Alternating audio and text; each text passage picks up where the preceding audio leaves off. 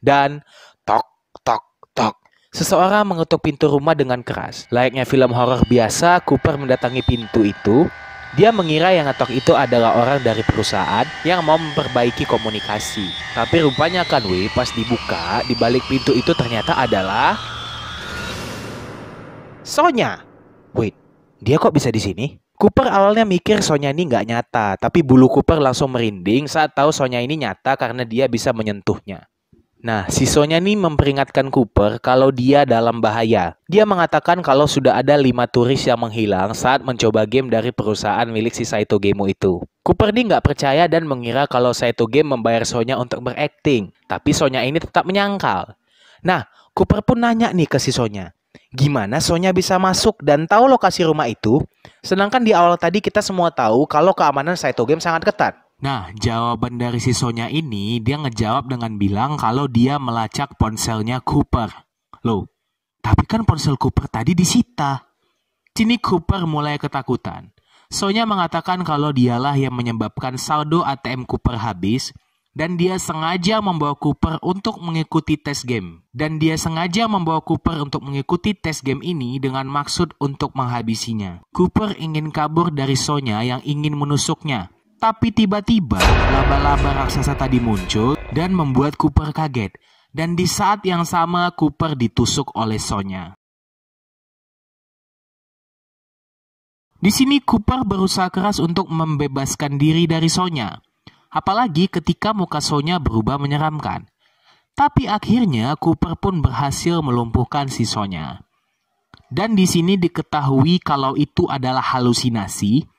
Karena adegan selanjutnya diketahui tidak ada Sonya di sana dan tidak ada luka tusukan di tubuhnya Cooper. Nah, pas kebetulan nih koneksi dari headset kembali dan Cooper nih kemudian merepet sama Katie yang bohong kalau dia tidak akan merasakan sakit. Nah, si Katie pun di situasi ini katanya bingung karena hal itu nggak direncanakan. Dan itu mungkin murni karena bug atau gangguan dalam game. Di sini Cooper udah nggak tahan lagi dan meminta untuk keluar dari game. Tapi agar Katie bisa mengeluarkannya, Cooper harus naik 2 lantai menuju titik akses.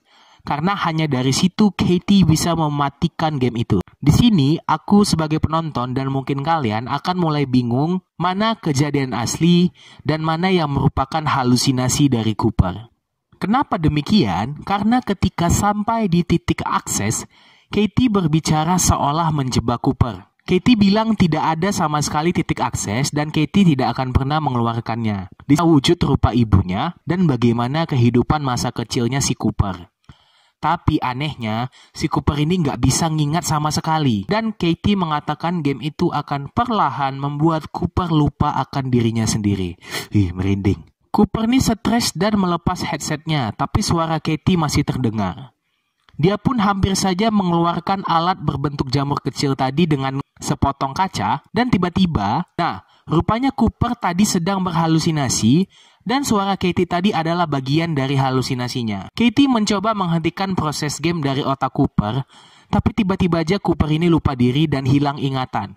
Dia nggak tahu siapa nama dia dan dia nggak tahu kenapa dia bisa di situ. Katie mengatakan kepada Saito, tidak ada hal yang bisa dia lakukan karena game itu sudah merusak otak Cooper. Saito kemudian menyuruh anggotanya untuk mengurung Cooper beserta yang lainnya.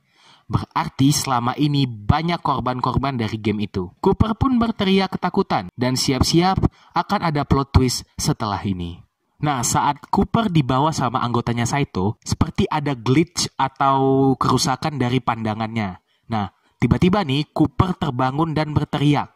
Dan anehnya saat kembali ke rumah, Cooper mendatangi kamar emaknya, dan emaknya ini seolah linglung tidak mengenal Cooper. Emaknya ini berusaha menelpon Cooper. Di sini Cooper berteriak tapi emaknya nggak merespon. Tapi bukannya Cooper gak ada nyinggung kalau emaknya ada penyakit ya? Kan bapaknya yang katanya meninggal karena penyakit Alzheimer. Nah, disinilah maksud dari cerita film ini akan terbongkar. Jadi pelan, aku akan jelasin. Setelah Cooper meneriaki nama emaknya tadi, tiba-tiba adegan kembali ke saat sebelum proses upload game pertama kali. Ingat nggak? Pas sebelum main game pukul tikus, yang pas HP Cooper berdering karena emaknya nelpon. Pasti kalian ingat tadi di awal kan? Nah, adegan film tiba-tiba kembali ke situ.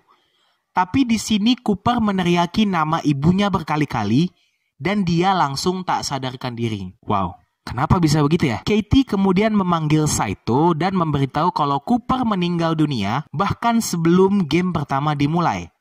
Dan menjelaskan kepada Saito kalau kematiannya disebabkan interupsi sinyal yang terjadi saat telepon Cooper berdering. Hal itu langsung membakar sinapsis otaknya dan dia pun meninggal dunia seketika. Jadi sebenarnya Cooper ini sama sekali belum menjalankan trial game dari Saito game tadi. Jadi yang permainan pukul tikus, uji nyali di rumah hantu, dia yang jumpa Saito, dia yang terbangun lagi di kantor Saito, dan dia yang balik ke Amerika, hal itu nggak pernah terjadi. Hal itu hanya terjadi di kepala Cooper sepersekian detik sebelum Cooper meninggal karena interupsi sinyal dari handphone. Jadi semua yang tadi itu nggak nyata dan hanya bagian dari imajinasi kepala Cooper. Dan Saito asli sendiri nggak bisa berbahasa Inggris.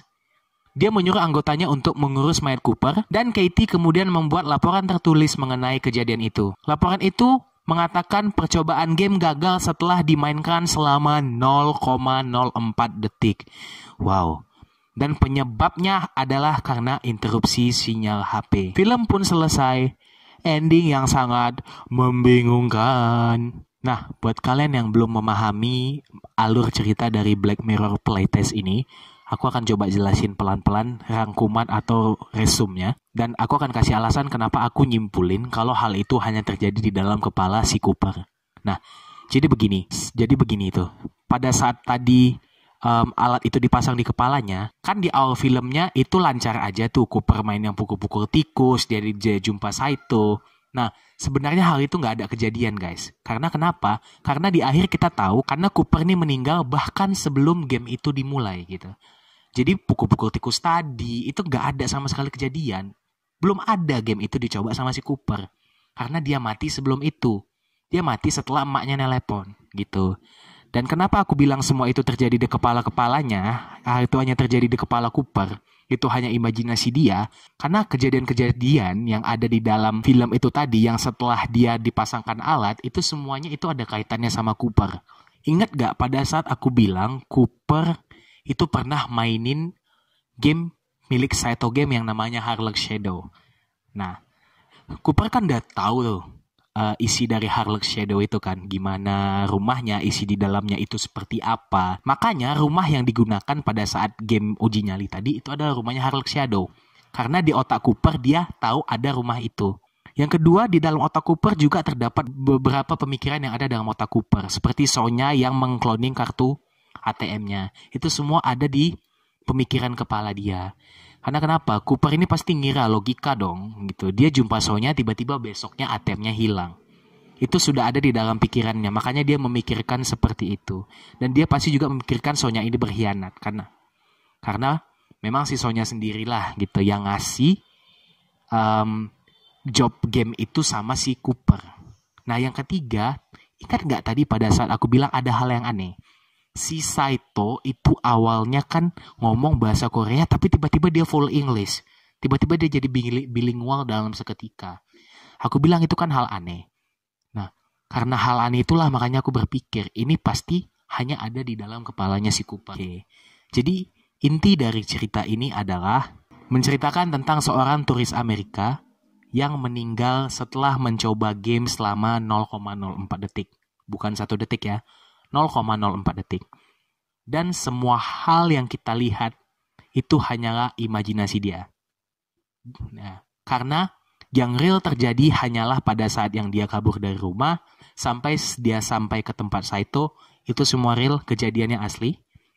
Tapi ketika kita sudah sampai tadi ke telepon maknya berdering, itu sudah masuk imajinasi karena dia meninggal. Karena dia sudah meninggal bahkan sebelum game itu dimulai. Jadi begitulah ceritanya. Semoga kalian paham dengan penjelasan gua yang sedikit amburadul ini ya. Videonya sedikit panjang supaya kalian bisa memahami alur cerita ini. Nah, buat kalian yang masih penasaran, kalian bisa tonton aja langsung Black Mirror. Itu serinya banyak, ada beberapa seri yang cerita itu tentang teknologi. Kalian bisa tonton playtest ini dulu dan aku mau tahu analisis kalian. Silakan beritahu ke analisis kalian di kolom komentar. Nah, begitulah alur cerita dari playtest salah satu episode dari serial Black Mirror. Nah, film ini memang cukup menguras otak kita untuk berpikir. Dan semoga kalian paham dengan alur cerita yang tadi aku sampaikan kepada kalian. Oke, terima kasih telah menonton video ini. Jangan lupa untuk klik tombol like, subscribe, dan share sebanyak-banyaknya video ini kepada teman, orang tua, keponaan, buyut, mantan, dan kekasih gelap kalian. Jangan lupa juga untuk nyalakan lonceng notifikasinya, jadi kalian gak akan ketinggalan video-video yang kami upload selanjutnya. Bagi kalian yang punya kritik atau saran mengenai cara pembawaan kita, mengenai cara bicara kita, atau kalian punya saran mengenai film-film apa yang akan kami bawa selanjutnya, kalian bisa bilang aja di kolom komentar. Kami pasti baca semua yang kalian buat. Akhir kata, saya Adit dan jajaran tim kreator film pamit undur diri. Terima kasih telah menonton video ini dan sampai jumpa di video selanjutnya. Sedikit bocoran, film selanjutnya adalah film zombie yang berjudul Scout's Guide to Zombie Apocalypse. Kalian tahu film itu? Kalau nggak tahu, nggak usah tonton. Nanti biar aku yang kasih tahu ceritanya sama kalian. Terima kasih, I love you so much and see you soon.